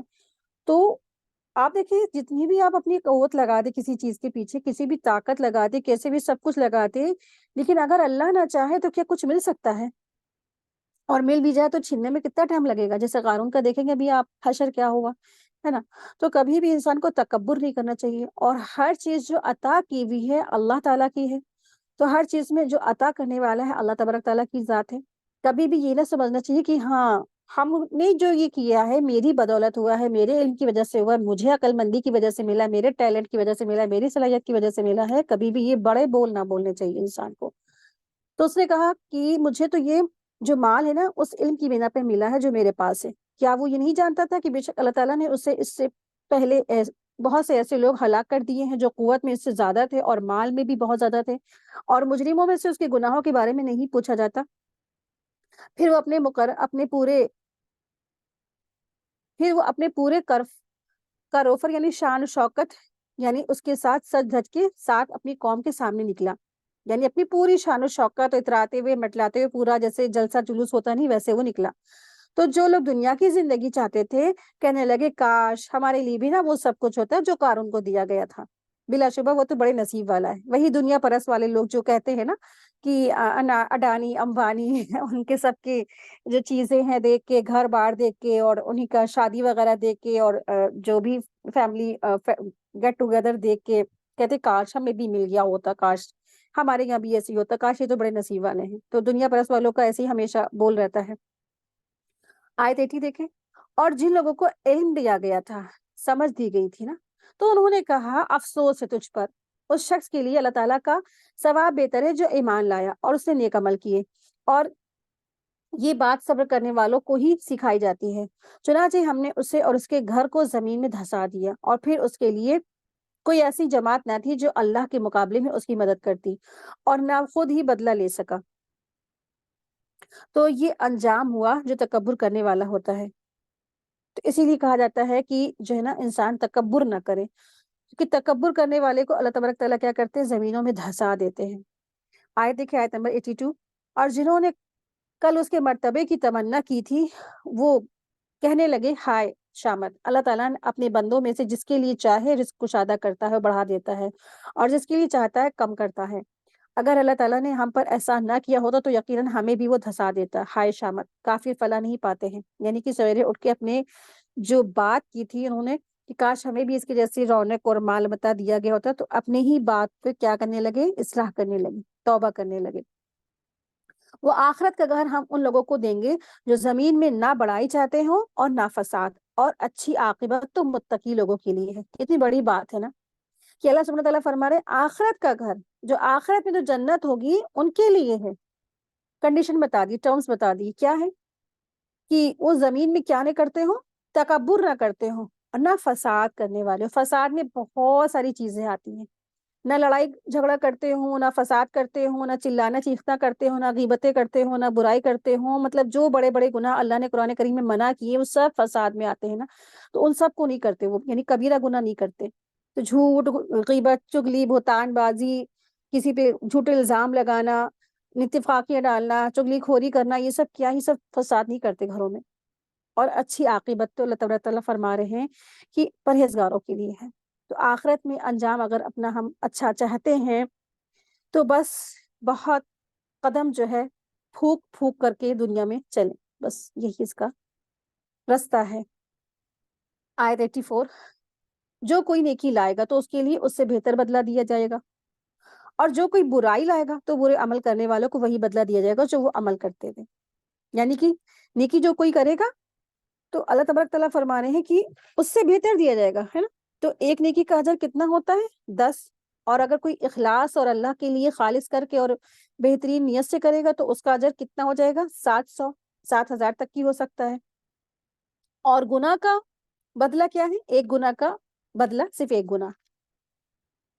اللہ تبارک تعالیٰ کی رحمت ہے، اللہ تعالیٰ نے گناہ کا بدلہ کیا ہے اتنا ہی رکھا، اور نیکی کا اجر 700، 10 سے لے کے 700. اور پھر آپ دیکھیں کہ ملٹی پلائی کریں اگر رمضان میں کہ 70 گنا زیادہ بڑھا دی جاتی ہے، تو سوچے کتنی بار زیادہ ہو گیا نا. اور پھر بھی افسوس اسی بات پہ ہوتا ہے کہ نامہ اعمال میں آخرت میں لوگ ایک ایک نیکی کو محتاج ہوں گے.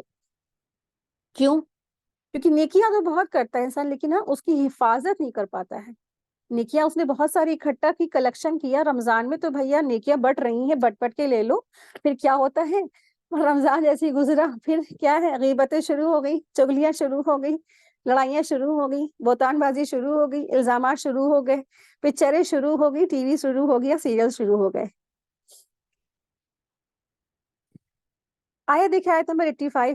بلا شبہ وہ جس نے آپ پر قرآن نازل کیا، یقیناً وہ آپ کو اچھے انجام تک پہنچانے والا ہے. تو کہہ دیجئے میرا رب خوب جانتا ہے اور کون ہدایت کے ساتھ آیا اور کون کھلی گمراہی میں ہے. اور آپ امید نہیں رکھتے کہ آپ کی طرف یہ کتاب القا یعنی نازل کی جائے گی، اور مگر یہ آپ کے رب کی طرف سے رحمت ہی سے نازل ہوئی ہے. لہٰذا آپ کافروں کے مددگار ہرگز نہ ہوں، اور وہ کافر آپ کو اللہ تعالیٰ کی آیتوں سے نہ روک دے اس کے بعد کہ وہ آپ کی طرف اتاری گئی ہے، اور آپ انہیں اپنے رب کی طرف بلائیں اور مشرکوں میں سے ہرگز نہ ہوں. اور آپ اللہ تعالیٰ کے ساتھ کسی اور کو معبود سمجھ کر پکارے، اللہ تعالیٰ کے سوا کوئی معبود نہیں ہے. ہر چیز ہلاک ہونے والی سوائے اس کے چہرے یعنی اللہ تعالیٰ کی ذات کے، اور اسی کا حکم چلتا ہے اور تم سب اسی کی طرف لوٹائے جاؤ گے. تو اللہ سبحانہ تعالیٰ رسول اللہ صلی اللہ علیہ وسلم کو کہہ رہے ہیں نا، مخاطب کر کے، کہ آپ شرک کرنے والوں میں نہ ہوں، ہرگز نہ ہو. تو دراصل اللہ کے رسول صلی اللہ علیہ وسلم سے بات کہی جا رہی، لیکن مخاطب کون ہے؟ اس سے دراصل سارے کے سارے مسلمان اور سارے کے سارے انسان مخاطب ہے، کیونکہ آپ صلی اللہ علیہ وسلم کیا تھے؟ سارے انسانوں اور سارے جناتوں کے لیے رسول بنا کے بھیجے گئے نا. تو سب سے خطاب ہے، سارے لوگوں سے خطاب ہے.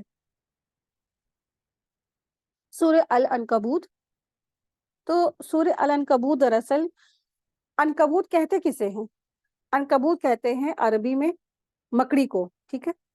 تو عنکبوت عربی ورڈ ہے جس کے معنی ہوتے ہیں مکڑی کے. شروع اللہ تعالیٰ کے نام سے جو بہت رحم کرنے والا ہے، نہایت مہربان ہے. الف لام میم. کیا لوگوں نے یہ سمجھ رکھا ہے کہ وہ صرف یہ کہنے پر چھوڑ دیے جائیں گے کہ ہم ایمان لے آئے ہیں اور انہیں آزمایا نہیں جائے گا؟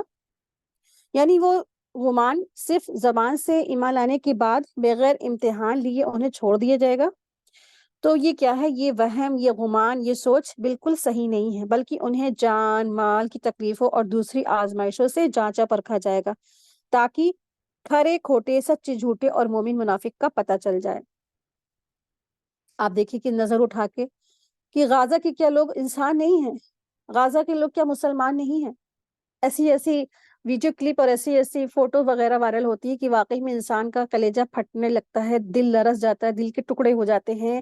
چھوٹے چھوٹے بچوں کو ایسا مارا کاٹا جا رہا ہے، اور بھوک پیاس سے ان کو مارا جا رہا ہے. ایک اوپر سے بم گرا کے مارا جا رہا ہے، اور ایک اندر ہی سے یعنی کہ بھوک پیاس سے ان کو تڑپا تڑپا کے مارا جا رہا ہے.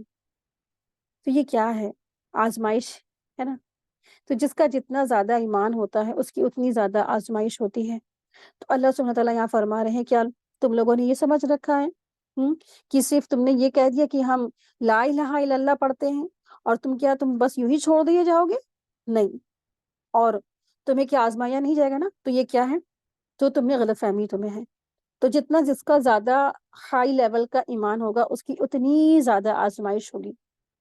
صحابہ کا ایمان کتنا زیادہ ایمان تھا نا، ان کی اتنی زیادہ آزمائش. اور پھر اس دور میں بھی جس کا زیادہ ایمان ہوگا اتنی زیادہ اس کی آزمائش ہوگی. اور کبھی بھی یہ نہ سمجھیں کہ اگر ہم پر مصیبت نہیں آئی یا پریشانی نہیں آئی تو آزمائش نہیں. تو آپ دیکھیے اللہ تبارک تعالیٰ دے کے بھی آزماتے ہیں اور لے کے بھی آزماتے ہیں. اگر مال، دولت، صحت، وقت یہ سب ذاتی ہے تو یہ بھی اللہ تعالیٰ آپ کو آزما رہے ہیں کہ آپ ان سب کا صحیح استعمال کر رہے ہیں یا ان سب کو ویسٹ کر رہے ہیں. آیت دیکھیں، آیت نمبر 3. اور ہم نے ان لوگوں کو آزمایا جو ان سے پہلے تھے، چنانچہ اللہ تعالیٰ ان لوگوں کو ضرور ظاہر کرے گا جنہوں نے سچ بولا، اور وہ ضرور ظاہر کرے گا ان کو جو جھوٹے ہیں. کیا جو لوگ برے عمل کرتے ہیں انہوں نے یہ سمجھ رکھا ہے کہ وہ ہم سے بچ کر نکل جائیں گے؟ بہت برا ہے جو وہ فیصلہ کرتے ہیں. جو شخص اللہ سے ملاقات کی امید رکھتا ہے، بلا شبہ اللہ تعالیٰ کا وعدہ ضرور آنے والا ہے، اور وہ خوب سننے والا ہے، خوب جاننے والا ہے. اور جو شخص جہاد کرے بس وہ اپنے ہی فائدے کے لیے جہاد کرتا ہے. بے شک اللہ تعالیٰ تمام جہان والوں سے بے نیاز ہے. اور جو لوگ ایمان لائے اور انہوں نے نیک عمل کیے تو ہم ان سے ان کی برائیاں ضرور مٹا دیں گے، اور جو وہ عمل کرتے رہے ہم انہیں ضرور ان کی بہترین جزا دیں گے۔ اور ہم نے انسان کو اپنے ماں باپ سے نیک سلوک کرنے کی وصیت کی ہے، اور اگر وہ دونوں تجھ پر زور ڈالے کہ تو میرے ساتھ اس چیز کو شریک ٹھہرائے جس کا تجھے علم نہیں، تو ان دونوں کی اطاعت نہ کرنا، میری ہی طرف لوٹ کر تمہیں آنا ہے۔ یعنی اگر ماں باپ کفر کرتے ہیں، شرک کرتے ہیں، اور شرک کی طرف تمہیں کیا ہے، ایک توحید والی اولاد کو شرک کی طرف لائیں، تو پھر کیا ہے، ہاں بس اطاعت نہ کرنا۔ اس کے باوجود بھی اللہ تبارک تعالیٰ یہ فرما رہے ہیں کہ ان سے یہ نہ کرنا کہ تمہیں بدتمیزی کرنا ہے، چیخنا ہے، لڑنا ہے، چلانا ہے، نہیں۔ ہاں اگر وہ تمہیں غلط بات کی حکم دیتے ہیں تو تمہیں کیا نہیں کرنا، ان کی اطاعت نہیں کرنا ہے، اور بس تم یہ جان لو کہ تمہیں میری طرف لوٹ کر آنا ہے، پھر میں تمہیں بتاؤں گا جو کچھ تم عمل کرتے رہے ہو۔ یعنی کہ ماں باپ کی ہر حال میں کیا کرنا ہے، انسان کو عزت اور احترام کرنا ہے، چاہے مشرک ہی کیوں نہ ہو ماں باپ، ٹھیک ہے۔ آیت 9، اور جو لوگ ایمان لائے اور انہوں نے نیک عمل کیے ہم انہیں نیک لوگوں میں ضرور داخل کریں گے۔ اور لوگوں میں سے بعض وہ ہیں جو کہتے ہیں کہ ہم اللہ پر ایمان لائیں، پھر وہ جب اللہ تعالیٰ کی راہ میں انہیں تکلیف دی جاتی ہے تو وہ لوگوں کے ستانے کو اللہ تعالیٰ کے عذاب کے برابر ٹھہراتے ہیں۔ اور اگر آپ کے رب کی طرف سے مدد آ جائے تو وہ ضرور کہیں گے بے شک ہم تمہارے ساتھ تھے۔ کیا وہ جو کچھ جہان والوں کی سینوں میں ہے اللہ تعالیٰ اسے خوب جاننے والا نہیں؟ اور اللہ تعالیٰ انہیں ضرور ظاہر کرے گا جو ایمان لائے ہیں، اور منافقوں کو بھی ضرور ظاہر کرے گا۔ اور جن لوگوں نے کفر کیا ہے انہوں نے ایمان والوں سے کہا تم ہمارے راستے کی پیروی کرو اور ہم تمہارے گناہ اٹھا لیں گے، حالانکہ وہ ان کے گناہوں میں سے کچھ بھی نہیں اٹھائیں گے، بے شک وہ جھوٹے ہیں۔ یعنی ایسے لوگوں کی بات ہو رہی ہے جو کہتے ہیں کہ ہم تمہارے گناہوں کا بھار اٹھا لیں گے، ابھی جو ہے تم چلو ہمارے ساتھ فلاں فلاں کام کرو، ہم تمہارے جو گناہ ہے اپنے سر پہ لے لیں گے۔ اللہ تبارک تعالیٰ فرما رہے ہیں کہ یہ لوگ کیا ہے، جھوٹے ہیں۔ آخرت میں تو نا کوئی کسی کا بھار نہیں اٹھائے گا گناہوں کا، اور سب تو کیا ہے، نفس نفسی کا عالم ہوگا، بس کہنے کی ساری باتیں ہیں۔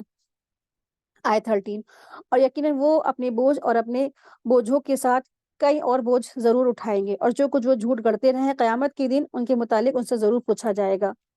اور بلا شبہ ہم نے نوح کو اس کی قوم کی طرح بھیجا، چنانچہ وہ ان میں 50 کم 1000 سال رہا، پھر انہیں طوفان نے اس حال میں پکڑ لیا کہ وہ ظالم تھے۔ یعنی اللہ سبحانہ وتعالیٰ یہاں پہ نوح علیہ السلام کا واقعہ لائے ہیں، ذکر کر رہے ہیں، اور نوح علیہ السلام نے 950 سال اپنی قوم کی طرف کیا کی، تبلیغ کی، اللہ کا پیغام پہنچاتے رہے۔ ہم اور آپ یا کوئی بھی تبلیغ والا سال 6 مہینے مہینہ بھر یا پھر 2 سال میں کیا ہوتا ہے، انسان تھک جاتا ہے، ہار جاتا ہے کہ لو بھائی اتنے دن سے ہم کہہ رہے سن لو سن لو سن لو، سنتے ہی نہیں ہیں، ان کے بعد تو کچھ اثر نہیں ہوتا ہے نا۔ تو ذرا ادھر نظر اٹھا کے دیکھیں کہ نوح علیہ السلام نے 1 سال نہ 2 سال نہ 100 سال، 950 سال تک تبلیغ کی، سب سے زیادہ وقت تک کی تبلیغ کرنے والے تھے نوح علیہ السلام۔ پھر بھی کیا ہوا، ان کی قوم نے کیا کیا، انکار کیا، ہے نا۔ تو اس سے کیا پتہ چلتا ہے کہ تبلیغ انسان جو ہے کرتا رہے، باقی معاملہ اللہ پہ چھوڑ دے، اللہ تعالیٰ بہتر رزلٹ دینے والا ہے، اللہ تعالیٰ ہدایت دینے والا ہے۔ ہم اور آپ ہمارے اختیار میں کچھ بھی نہیں ہے، ہمارا کام تو کیا ہے، بس البلاغ ہے، باتیں پہنچا دینا ہے، باقی معاملات اللہ تعالیٰ کے سپورٹ کر دینا چاہیے انسان کو۔ تو انہوں نے طوفان نے اس حال میں پکڑا کہ وہ ظالم تھے، پھر ہم نے اسے اور کشتی والوں کو نجات دی، اور ہم نے اس کشتی کو دنیا والوں کے لیے ایک بڑی نشانی بنا دیا۔ اور ہم نے ابراہیم کو بھیجا جب اس نے اپنی قوم سے کہا تم اللہ تعالیٰ کی عبادت کرو اور اس سے ڈرو، اور تم جانتے ہو یہ تمہارے لیے بہت بہتر ہے۔ تم تو اللہ تعالیٰ کے سوا بتوں کی عبادت کرتے ہو، اور تم جو جھوٹ گڑتے ہو، بلا شبہ اللہ تعالیٰ کے سوا جن کی تم عبادت کرتے ہو وہ تمہارے لیے رزق کا اختیار نہیں رکھتے، لہٰذا تم اللہ کے یہاں رزق تلاش کرو اور تم اسی کی عبادت کرو اور تم اسی کا شکر ادا کرو، تم اسی کی طرف لوٹائے جاؤ گے۔ اور اگر تم جھٹلاؤ تو تم سے پہلے بھی کئی امتوں نے جھٹلایا ہے، اور رسول کا کام تو صرف کھول کر پہنچا دینا ہے۔ کیا انہوں نے نہیں دیکھا اللہ تعالیٰ مخلوق کو پہلی بار کیسے پیدا کرتا ہے اور پھر اسے لوٹائے گا؟ بلا شبہ یہ اللہ تعالیٰ پر بہت آسان ہے۔ تو کہہ دیجئے تم زمین پر چلو پھرو، یعنی سیر کر کے دیکھ لو، اور پھر اس نے اپنی مخلوق کو پہلی بار کیسے پیدا کی، پھر اللہ تعالیٰ ہی اسے دوسری بار پیدا کرے گا۔ بلا شبہ اللہ تعالیٰ ہر چیز پر خوب قادر ہے، وہ جسے چاہے عذاب دے گا اور جسے چاہے وہ رحم کرے گا، اور تم اسی کی طرف لوٹائے جاؤ گے۔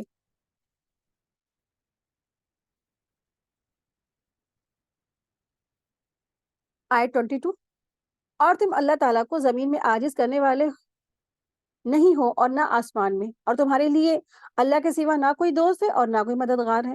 اور جن لوگوں نے اللہ کی آیتوں کو اور اس کی ملاقات کا انکار کیا، وہی لوگ میری رحمت سے نا امید ہو چکے ہیں، اور انہی لوگوں کے لیے دردناک عذاب ہے۔ پھر ابراہیم کی قوم کا جواب بس یہی تھا کہ انہوں نے کہا اسے قتل کر دو یا اسے جلا دو۔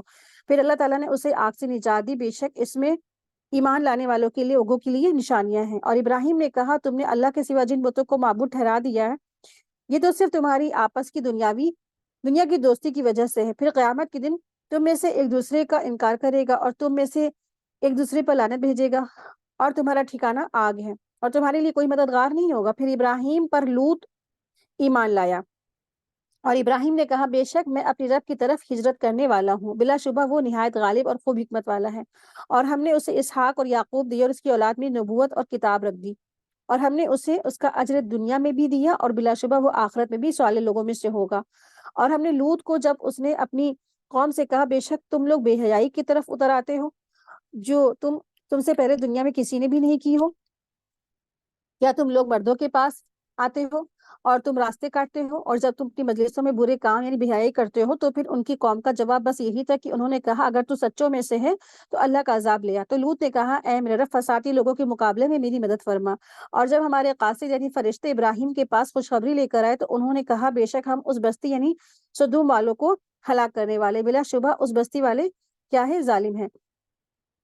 ابراہیم نے کہا بے شک اس میں تو لوط علیہ السلام بھی ہے۔ تو انہوں نے کہا ہم خوب جانتے ہیں جو کوئی اس میں ہے، یقیناً ہم اسے اور اس کے گھر والوں کو بچا لیں گے سوائے اس کی بیوی کے، وہ پیچھے رہ جانے والوں میں سے ہوگی۔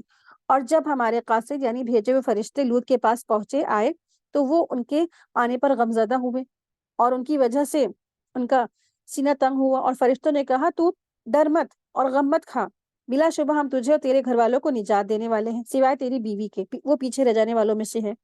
بے شک ہم اس بستی والوں کو اور اس کے گناہ گار اور بدکار کی وجہ سے آسمان سے عذاب نازل کرنے والے ہیں، اور بلا شبہ ہم نے اس بستی کو ان لوگوں کے لیے کھلی نشانی چھوڑ رکھا ہے جو عقل رکھتے ہیں۔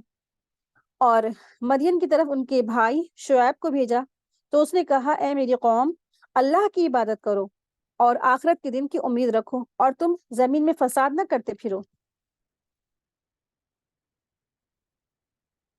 پھر انہوں نے اسے جھٹلایا تو انہیں زلزلے نے آ پکڑا، پھر وہ اپنے گھروں میں اوندھے پڑے رہ گئے۔ اور عاد اور سمود اور یہ بات تمہارے لیے ان کے ٹھکانوں سے واضح ہو چکی ہے، اور شیطان نے ان کے اعمال ان کے لیے سجا دیے تھے، اور اس نے انہیں سیدھی راہ سے روک دیا تھا، حالانکہ وہ سمجھ بوجھ والے تھے۔ اور قارون اور فرعون اور حامان کو اور بلا شبہ ان کے پاس موسیٰ کھلی نشانیاں لے کر آئے، پھر بھی انہوں نے زمین میں تکبر کیا، اور وہ بچ کر نکل جانے والے نہ تھے۔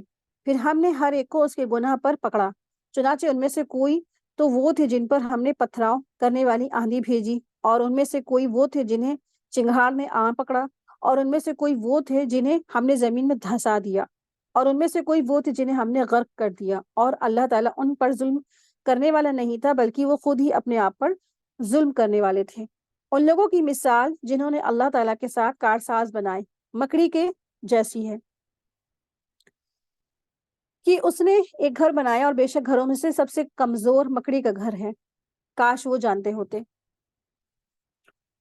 اللہ سبحانہ وتعالیٰ فرما رہے ہیں کہ مثل الذین اتخذوا من دون اللہ اولیاء کمثل العنکبوت اتخذت بیتا وان اوہن البیوت لبیت العنکبوت وکانوا یعلمون لو کانوا یعلمون، یعنی ان لوگوں کی مثال، یعنی کہ جو لوگ شرک کرتے ہیں اللہ تعالیٰ کے ساتھ، لوگوں کو اوروں کو شریک ٹھہراتے ہیں، جنہوں نے اللہ تعالیٰ کے سوا بہت سارے اپنے مشکل کشا، کار ساز، غریب نواز بنا رکھے ہیں، تو مکڑی کے جیسے ہے ان کی مثال ہے۔ مکڑی کا جیسے گھر ہے نا، تو اس نے جیسے مکڑی نے ایک گھر بنایا، اور بے شک گھروں میں سب سے کمزور مکڑی کا گھر ہے، کاش وہ اس بات کو سمجھتے ہوتے۔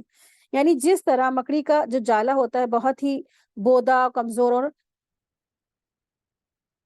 اور ناپائیدار ہوتا ہے نا، تو ہاتھ کے معمولی سے اشارے سے وہ ختم ہو جاتا ہے، مٹ جاتا ہے۔ تو اللہ کے سوا دوسروں کو اپنا معبود، حاجت روا، مشکل کشا سمجھنا بھی بالکل ہی ایسا ہے۔ یعنی بالکل بے فائدہ ہے، کیونکہ نا وہ بھی کسی بھی کام نہیں آ سکتا ہے، کسی طرح کام نہیں آ سکتا ہے۔ اسی لیے غیر اللہ کے جتنے بھی سہارے ہیں مکڑی کے جالے کی طرح پوری طرح ناپائیدار ہیں۔ اگر یہ فائدہ دینے والے ہوتے تو یہ معبود پچھلی قوموں کو تباہی سے بچا لیتے، لیکن دنیا نے تو دیکھ ہی لیا کہ وہ انہیں بچا بھی نہیں سکے۔ تو اللہ سبحانہ تعالیٰ فرما رہے ہیں کہ لبیت العنکبوت یعنی گھر مکڑی کا۔ آپ دیکھیں کہ انسان گھر کس لیے بناتا ہے نا؟